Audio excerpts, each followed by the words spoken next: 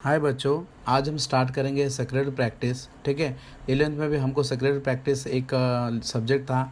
ठीक है, secretary practice में हमने 11th में क्या पढ़ा कि सेक्रेटरी के क्या टाइप्स है, क्या उसके ड्यूटीज़ है, सेक्रेटरी के बारे में ऑल अबाउट दी सेक्रेटरी। तो लेकिन जो 12th का जो सेक्रेटरियल प्रैक्टिस है वो टोटली डील करता है फाइनेंस के बारे में। फाइनेंस मतलब the fund which is required by the business to start to expand the business activity, it is called the finance. उसको क्या होता है, फाइनेंस मतलब पैसा, बिजनेस को चालू करने के लिए पैसा। तो हम इसमें कंपनी के फाइनेंस के बारे में पढ़ेंगे, सोर्स ऑफ कॉर्पोरेट फाइनेंस। ठीक है, जैसे फर्स्ट लेसन हमने ओमिट किया है, मतलब फर्स्ट लेसन हमने क्या किया, अभी स्किप किया हुआ है। तो फर्स्ट लेसन जो है उसमें वही बताया कि कंपनी का फाइनेंस क्या होता है, उसके बारे में इंट्रोडक्शन है। तो फाइनेंस का मतलब होता है मनी, पैसा, फंड जो बिजनेस के लिए ज़रूरी है, बिजनेस के लिए ज़रूरी है। सो देखो यहाँ पे इंट्रोडक्शन में लिखा है finance means the total amount of money invest in the business. Finance क्या है, वो बिजनेस का मनी है, पैसा है, टोटल अमाउंट ऑफ मनी जो बिजनेस में बिजनेस का मालिक इन्वेस्ट करता है उसको बोलते हैं finance. Which is called as a capital, उस फाइनेंस को क्या बोलते हैं, कैपिटल। बिजनेस का मालिक, बिजनेस जो पैसा इन्वेस्ट करता है वो उसका कैपिटल होता है। Business require the finance for the its function. देखो बिजनेस को पैसा क्यों लगेगा, उसके कामकाज को करने के लिए, उसके अलग अलग फंक्शन को परफॉर्म करने के लिए, such as a production, marketing, distribution, मतलब गुड्स को प्रोडक्शन करने के लिए, गुड्स की मार्केटिंग करने के लिए, गुड्स को बेचने के लिए भी पैसे की जरूरत है। हर एक काम के लिए पैसे की जरूरत है। Without finance we can not be think about the business. So finance term has a blood stream of the business. देखो फाइनेंस कितना इंपॉर्टेंट है अभी इससे मालूम पड़ता है कि फाइनेंस क्या है, बिजनेस का ब्लड स्ट्रीम है। ब्लड स्ट्रीम मतलब लाइफ ब्लड है उसका, without which business can not be run it's activity. समझ में, जिसके बिना बिजनेस अपनी एक्टिविटी को रन नहीं कर सकता। अगर उसके पास फाइनेंस ही नहीं है तो बिज़नेस वो स्टार्ट ही नहीं हो सकता, बिज़नेस चल ही नहीं सकता। सो बिज़नेस में फाइनेंस बहुत ही इंपॉर्टेंट रोल प्ले करता है। ठीक है, जॉनस्टर कंपनी बिग बिजनेस ऑर्गेनाइजेशन। जॉनस्टर कंपनी एक big business organisation, is the big business organisation, बहुत बड़ा बिजनेस ऑर्गेनाइजेशन है। Need the huge amount of finance. ठीक है, जैसे हमने 11th में पढ़ा था जॉनस्टर कंपनी क्या होती है। जॉनस्टर कंपनी क्या होती है, जो ये सबसे रिचेस्ट बिजनेस है। ठीक है, सबसे बिगेस्ट बिजनेस है। Sole trading, partnership, joint Hindu, ये क्या फॉर्म ऑफ बिजनेस है। वो सबके लिमिटेशन, मतलब उसमें सबसे लिमिटेशन बात ये थी कैपिटल। वो सब की जो लिमिटेशन है उसको ख़त्म करने के लिए, उसको रिमूव करने के लिए हमने क्या फॉर्म किया, joint stock company. Joint stock company का मतलब है where the number of person, group of person jointly contribute the share capital of company, this called the joint stock company. तो हम क्या करें, इसमें जॉइंट स्टॉक कंपनी के फाइनेंस के बारे में पढ़ेंगे। ठीक है, in the management of joint stock company. देखो जॉइंट स्टॉक कंपनी का जो मैनेजमेंट है उस company formation play the crucial role. ठीक है, in the management of joint stock company capital formation play the crucial function. देखो जॉइंट स्टॉक कंपनी के management ने जो कैपिटल फॉर्मेशन ना वो बहुत इंपॉर्टेंट रोल प्ले करता है, मतलब कैपिटल कलेक्शन। कैपिटल फॉर्मेशन का मतलब ही है कैपिटल को क्या करना, कलेक्शन करना। So capital formation is a process of collection of capital from the various sources. ठीक है, अलग अलग सोर्स से कैपिटल को कलेक्ट करना, उसको बोलते हैं capital formation. Joint stock company collect the huge amount of capital from the following sources. ठीक है, तो जॉइंट स्टॉक कंपनी के सोर्स ऑफ कैपिटल क्या है, यहाँ पे दिखे हुए। सो देखो यहाँ पे मोस्टली दो टाइप्स ऑफ सोर्स है, own fund and borrowed fund.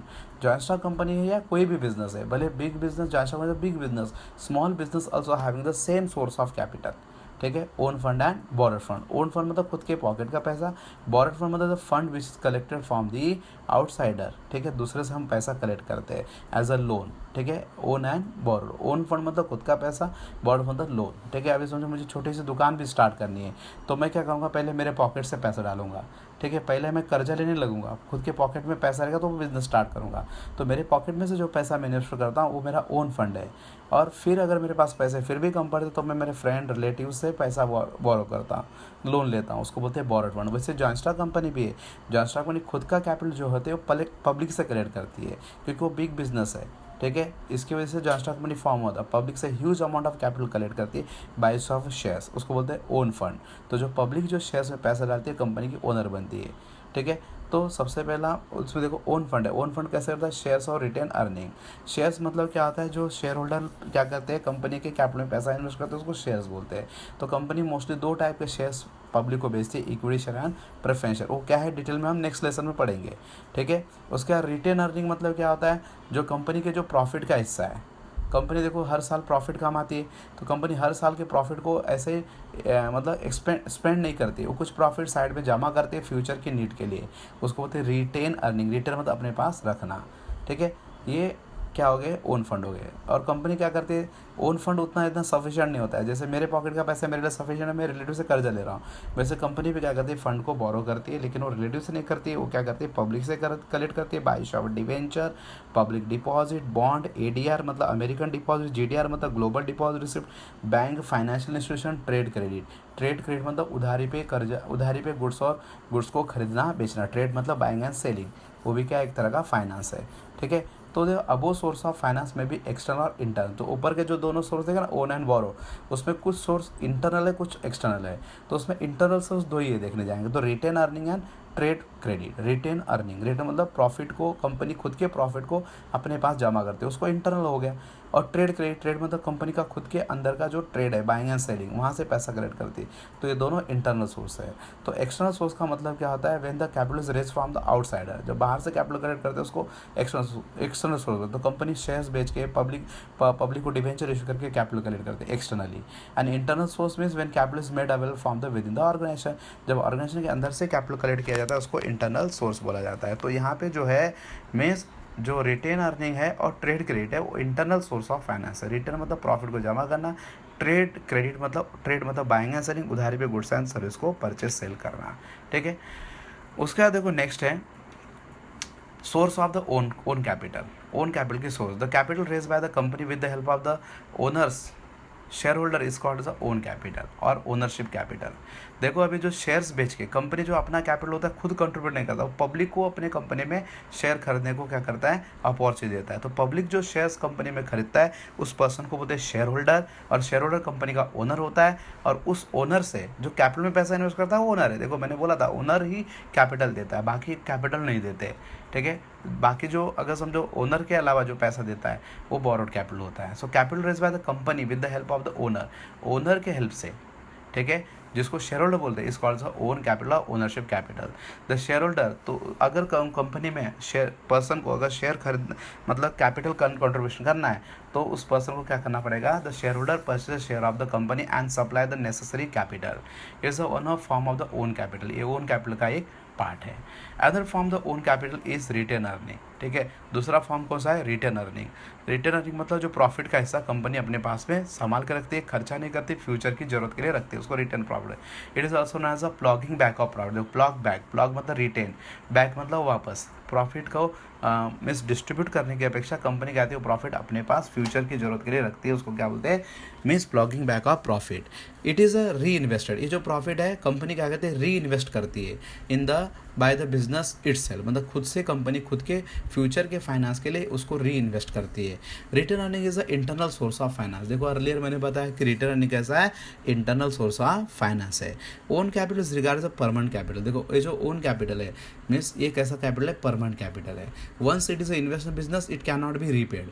जैसा भी हम किसी लोन लेते हैं तो उसका एक मैच्योरिटी पीरियड होता है, उसके बाद हमें वो वापस करना पड़ता है। लेकिन कैपिटल में, ओन कैपिटल में ऐसा कोई चांस नहीं है। मतलब एक बार आपने ओन कैपिटल में पैसा इन्वेस्ट कर दिया, कंपनी के पास वो पैसा through out the life time company के पास ही रहेगा, कंपनी वो पैसा आपको रिटर्न नहीं करेगी। वो पैसा रिटर्न कब होगा, when company is a wind up, मतलब वाइंड अप मतलब क्लोज डाउन, कंपनी जब बंद पड़ेगी तभी वो पैसा रिपेड होगा, इसलिए उसको कहते हैं permanent capital of the company, ठीक है। अभी समझो जैसे मेरे क्लास में मैंने पैसा इन्वेस्ट किया है, हाँ, तो मैं क्या कहता हूँ उसको निकाल नहीं सकता है। अगर उसको निकालना रहेगा तो मेरे को क्लास के एसेट बेचने पड़ेंगे जिसमें पैसा मैंने लगाया है, तो क्लास बंद हो जाएगा। तो यही बात यहाँ पे भी है, ठीक है। उसके बाद नेक्स्ट है शेयर्स। देखो ओन कैपिटल का सबसे बड़ा सोर्स है शेयर्स, ठीक है। Company collect the shares by, company collect the capital by issue of a shares. तो शेयर्स मतलब क्या होता है, एक छोटा पार्ट जो होता है टोटल कैपिटल का उसको बोलते हैं शेयर्स, ठीक है। अभी जैसे यहाँ पे दिख रहा है आपको कि कंपनी को टोटल 1 लाख रुपए की ज़रूरत है। कंपनी ने क्या किया, वो पब्लिक से कलेक्ट करने का डिसीजन लिया। कंपनी के पास इतने पैसा नहीं है तो कंपनी ने पब्लिक से कलेक्ट करने का डिसीजन लिया। तो कंपनी ने क्या किया, पब्लिक से 10 रुपये कलेक्ट किया, ठीक है। तो एक शेयर की कीमत कितनी हो गई, 10 रुपये। टोटल कितने शेयर बेचने पड़ेंगे, 10,000, ठीक है। 1 लाख को 10 से डिवाइड किया, 10,000 शेयर्स आ गए। शेयर्स मतलब भागीदारी, हिस्सेदारी। The term share is defined by the section 2 sub section 84 of company act 2013। Company act 2013 ये जो नया एक्ट है कंपनी का, ठीक है, उसमें कंपनी के शेयर्स की डेफिनेशन दी है। तो उस डेफिनेशन में क्या बताया, share means a share in the share capital of company. Share क्या है, it is a share in the share capital of company. Company के जो टोटल कैपिटल है उसमें जो आप हिस्सा लेते हो उसको बोलते हैं शेयर। जैसे टोटल कैपिटल कंपनी का 1 लाख रुपये है, उसमें एक पर्सन कितना हिस्सा ले रहा है, 10 रुपये। टोटल कितने हिस्से बने, 10,000। तो उसको क्या बोलते हैं, 10,000 और 1 रुपये का जो एक शेयर जो 10 रुपये का, उसको क्या बोलते हैं, शेयर्स बोलते हैं। तो उस स्मॉलेस्ट पार्ट जो एक शेयर की कीमत 10 रुपये है, उस स्मॉलेस्ट पार्ट को क्या बोलते हैं, शेयर्स बोलते हैं। टोटल शेयर कितने हो गए, 10,000। और टोटल शेयर कैपिटल जो पैसे का कंपनी का कैपिटल वो कितना होगा, 1 lakh. Share in the share capital company include the stock. देखो शेयर्स में क्या होता है, शेयर कैपिटल कंपनी का होता है plus include the stock. Stock और शेयर्स में कोई फर्क नहीं था, सिर्फ फर्क ये है कि शेयर्स क्या होते हैं, पार्टली पेडअप भी हो सकते हैं, लेकिन स्टॉक हमेशा फुल्ली पेडअप होते हैं। समझो अभी आपने किसी कंपनी के शेयर्स कर दे तो कंपनी आपको शेयर सर्टिफिकेट इशू करती है, समझ में, कंपनी आपको शेयर सर्टिफिकेट इशू करती है। समझो अभी मेरे पास कंपनी के 10 शेयर सर्टिफिकेट है, तो कंपनी क्या करेगी, वो अभी समझो 10 सर्टिफिकेट मेरे पास है, तो 10 सर्टिफिकेट संभालना मेरे लिए डिफिकल्ट है। तो मैं कंपनी को क्या करूंगा, अगर वो शेयर्स का मैंने पूरा पैसा पेड कर रखा है तो मैं सारे सर्टिफिकेट सरेंडर करके कंपनी को बोलूंगा to issue the one single certificate that is the stock. तो शेयर्स और स्टॉक में कोई फर्क नहीं है। शेयर्स क्या है, फुल्ली पेड भी हो सकता है, पार्टली पेड हो सकता है, लेकिन स्टॉक क्या होता है, फुल्ली पेड होता है, क्योंकि शेयर्स को हम स्टॉक में कन्वर्ट करते हैं फॉर और कन्वेंस। इन शॉर्ट बोला जाए तो share is a bundle of stock is a bundle off fully paid up shares, ठीक है, उसको बोलते हैं stock. Share is a unit by which the share capital is divide. देखो शेयर से यूनिट है, एक यूनिट की कीमत कितना है, देखो ऊपर 10 रुपया, टोटल कैपिटल कितना है, 1 लाख, उसको डिवाइड किया तो एक यूनिट बना, उसको क्या बोलते हैं, शेयर्स, ठीक है। The total capital of company divide the small part and each part is called as a shares. मतलब स्मॉल पार्ट में डिवाइड किया, एक पार्ट की कीमत कितनी, 10 रुपये, तो उस एक पार्ट को क्या बोलते हैं, शेयर्स बोलते हैं, ठीक है। And value of each part is known as a face value. और शेयर का जो वैल्यू है 10 रुपये, एक शेयर की कीमत 10 रुपये है, तो एक जो है शेयर्स है और 10 रुपये क्या है उसका वैल्यू है, उसको बोलते हैं face value. Share is the smallest unit of a capital of company. ये छोटा सा पार्ट है। It faces the public to subscribe the capital in the smaller amount. देखो शेयर्स के छोटे पार्ट क्यों कर दिए, 1 लाख डायरेक्ट क्यों नहीं हम पब्लिक से कलेक्ट कर रहे हैं, तो हम क्या करें, छोटे छोटे पार्ट में डिवाइड करके इसलिए कलेक्ट कर रहे हैं because there is a person who have the more fund they can easily invest the huge amount of shares and who have the less fund they can be invest the smallest fund, ठीक है। अभी मेरे को 100 share खरीदने हैं, मेरे पास 1,000 रुपये invest करना है, तो मैं भी इन्वेस्ट कर सकता हूँ, और सामने वाले पर्सन को 50,000 इन्वेस्ट करना है, वो भी इन्वेस्ट कर सकता है, ठीक है। वो 5,000 शेयर खरीदेगा, एक शेयर की कीमत 10 रुपये है, 10,000 शेयर खरीदेगा, मुझे 1,000 रुपये इन्वेस्ट करना है, तो मैं कितना शेयर खरीदूंगा, 100 शेयर खरीदूंगा, एक शेयर की कीमत 10 रुपये है। तो इस तरह से क्या आता है, means it faces the public to subscribe the shares capital in the smaller amount. A person can purchase any number of share as he wish. Person जितना चाहिए उतना शेयर खरीद सकता है, ऐसा नहीं कि उसको पूरे 10,000 शेयर हो गए, 10 के 10,000 शेयर कर देगा, जितनी उसकी रिक्वायरमेंट। जैसे मैं 100 शेयर खरीद रहा हूँ, सामने वाला 5,000 शेयर खरीदा है, उस 200 शेयर खरीदा है, 300, जिसकी जैसी जरूरत है इन्वेस्टमेंट करने की कैपेसिटी, वैसा उस शेयर को परचेस कर सकता है। अ person who purchase share of company non share holder. जो पर्सन कंपनी का शेयर करता है उसको शेयर होल्डर बोलते हैं, और उसको मेंबर भी बोलते हैं, क्योंकि हम उसका रजिस्टर बना के उसका नाम कंपनी के मेंबर के रजिस्टर में लिखते हैं, इसलिए उसको रजिस्टर ऑफ मेंबर भी बोला जाता है, ठीक है।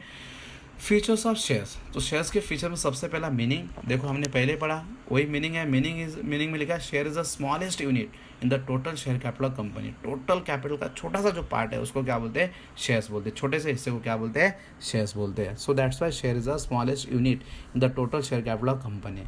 उसके बाद ओनरशिप। शेयर होल्डर को, शेयर्स क्या है, एक ओनर का कैपिटल है, समझ में, किसका, मालिक का कैपिटल। जो शेयर्स में पैसा इन्वेस्ट करता है उसको बोलते हैं शेयर होल्डर, और शेयर होल्डर कंपनी के मालिक होते हैं, इसलिए हम शेयर को क्या बोलते हैं, ownership. The owner of share is called share holder. Company के जो शेयर्स का जो ओनर है, मालिक है, जिसने शेयर खरीदा है, उसे शेयर होल्डर बोलते हैं। And it show the ownership of the share holder in the company. और जो शेयर होल्डर है कंपनी का क्या शो करता है, ओनरशिप, मतलब मालिकदारी, ठीक है। वो कंपनी का मालिक है वो, मतलब क्योंकि उसको एक ओनर की मतलब डेजिग्नेशन मिलता है, ठीक है। Third, distinctive number. शेयर्स, हर एक शेयर्स को एक नंबर होता है, ठीक है। जैसे समझो अभी कंपनी मैंने 500 शेयर खरीदा, तो हर एक शेयर्स को एक नंबर होगा, क्यों, उसको आइडेंटिफाई करने के लिए, ठीक है। अनलेस द डीमेटलाइज शेयर्स, मतलब डीमेटलाइज शेयर को छोड़ के, डीमेटलाइज शेयर मतलब इलेक्ट्रॉनिक फॉर्म ऑफ शेयर्स, ठीक है। जब वो शेयर को देखो हम इलेक्ट्रॉनिक फॉर्म में कन्वर्ट कर सकते हैं डीमेट अकाउंट ओपन करके। तो अगर आपके शेयर डीमेट अकाउंट में तो उसको कोई नंबर की जरूरत नहीं है, ठीक है। लेकिन अगर आपके शेयर सर्टिफिकेट में, सो इस share has a distinct number for the identification. अगर वो सर्टिफिकेट में है, शेयर फिजिकल फॉर्म बोलते हैं उसको, अगर वो फिजिकल फॉर्म में, तो हर एक शेयर को क्या होता है, एक नंबर होता है उसको आइडेंटिफाई करने के लिए। It is called a distinctive number, it is mention in the share certificate. वो डिस्टिंक्टिव नंबर किस में लिखा होता है, शेयर सर्टिफिकेट में, ठीक है। उसका एविडेंस ऑफ टाइटल, टाइटल मतलब क्या होता है, ओनरशिप, मतलब नाम। शेयर्स आपके नाम पे है, शेयर्स एक्चुअली दिखता नहीं, it is a intangible property, वो प्रॉपर्टी है आपकी, लेकिन कैसे इंटेंजिबल, तो उसको हम कैसे महसूस करते हैं, उसके में सर्टिफिकेट से। Share certificate issued by company under its common seal.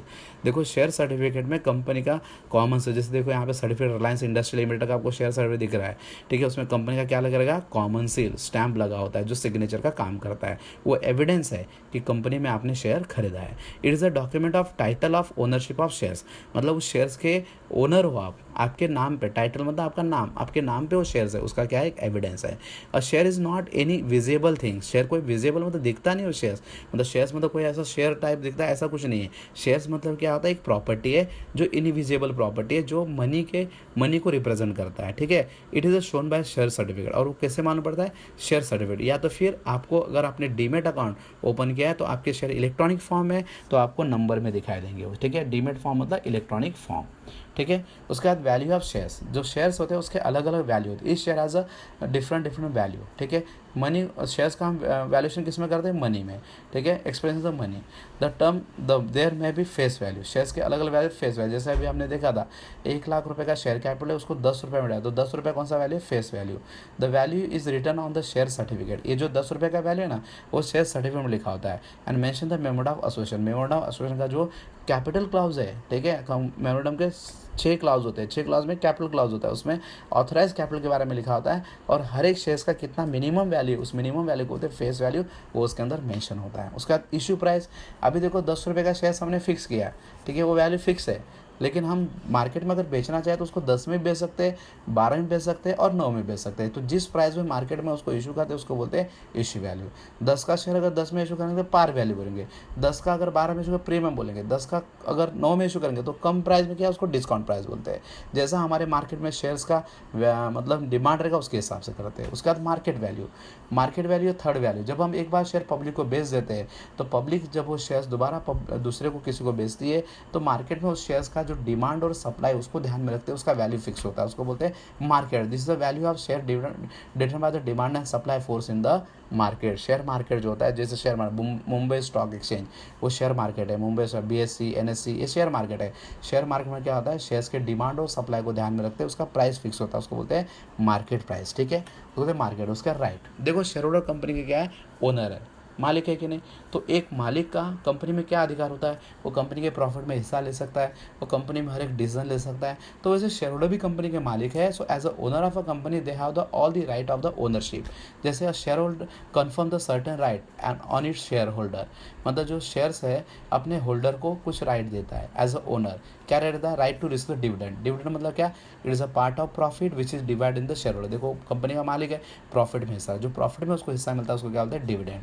Right to inspect the statutory book, statutory मतलब लीगल बुक, मतलब सारे बुक्स ऑफ अकाउंट को चेक करने का राइट। इंस्पेक्ट मतलब चेक करने का, सारे बुक्स ऑफ अकाउंट को चेक करने का पूरा राइट्स है। Right to attend the share holders meeting, अभी शेयर होल्डर क्या होता है, मीटिंग लेता है, मीटिंग में क्या करते हैं, डिस्कशन करते हैं और वोटिंग करते हैं, वोटिंग करके डिसीजन लेते हैं। तो देखो इनको डिसीजन लेने का राइट्स है, ठीक है। Share holder meeting and right to vote at such a meeting to take the decision, so that's why they have the right of the ownership, ठीक है। उसका इनकम, शेयर होल्डर क्या होता है, उसको इनकम मिलती है। जैसे समझो अभी मैं बिजनेस का मालिक हूँ तो मैं प्रॉफिट लेता हूँ कि नहीं, वैसे शेयर होल्डर भी कंपनी के मालिक है, वो भी प्रॉफिट में हिस्सा लेते हैं, वो प्रॉफिट उसका इनकम है और उस प्रॉफिट को क्या बोलते हैं, dividend. A share holder is entitled to get in the share in the net profit of company, it is called the dividend, उसको क्या बोलते हैं हम, डिविडेंड बोलते हैं। उसके बाद देखो ट्रांसफरेबिलिटी, देखो शेयर्स कैसा है, एक ट्रांसफरेबल प्रॉपर्टी। कैसी प्रॉपर्टी है, ट्रांसफर मतलब सेल कर सकते हैं, शेयर्स को हम बेच सकते हैं, ठीक है। अभी हमने एक पॉइंट्स पढ़ा था कि शेयर्स क्या है, परमानेंट कैपिटल। अभी समझो आपने किसी कंपनी, जैसे मैंने रिलायंस में 1,000 शेयर खरीदे, 10 रुपये का एक शेयर 10,000 रुपये डाला। अभी मुझे फ्यूचर के पैसे की जरूरत पड़ी तो मैं क्या करूँगा, वो पैसा तो परमानेंट कैपिटल हो गया। अभी हमने पढ़ा शेयर कैपिटल परमानेंट कैपिटल होता है, रिलायंस मेरे को वापस नहीं देगा, तो मेरे पास ऑप्शन क्या है, मैं वो शेयर मार्केट में जाके बेच सकता हूँ। उसको बोलते हैं ट्रांसफरेबिलिटी। ट्रांसफर मतलब सेल करना। The shares of public limited company are freely freely मतलब विदाउट एनी रिस्ट्रिक्शन। फ्री मतलब बिना पैसे का नहीं, फ्रीली मतलब उनके ऊपर कोई रिस्ट्रिक्शन नहीं होता बेचते वक्त, ठीक है। In the manner provide the article of, और आर्टिकल के सारे रूल्स और रेगुलेशन के हिसाब से वो फ्रीली ट्रांसफरेबल होते हैं। उसके बाद property of share holder, share जो है शेयर होल्डर की प्रॉपर्टी है, और उसका एसेट्स है, ठीक है, और अपने एसेट्स को कभी बेच सकता है, इसलिए उसको मूवेबल प्रॉपर्टी बोलते हैं। शेयर इज मूवेबल मतलब transferable property of share holder, ठीक है। उसके बाद काइंड्स ऑफ शेयर्स, कंपनी जो होती है अलग अलग टाइप के शेयर पब्लिक को बेचती है। उसमें मोस्टली इक्विटी शेयर और प्रेफरेंस शेयर होते हैं।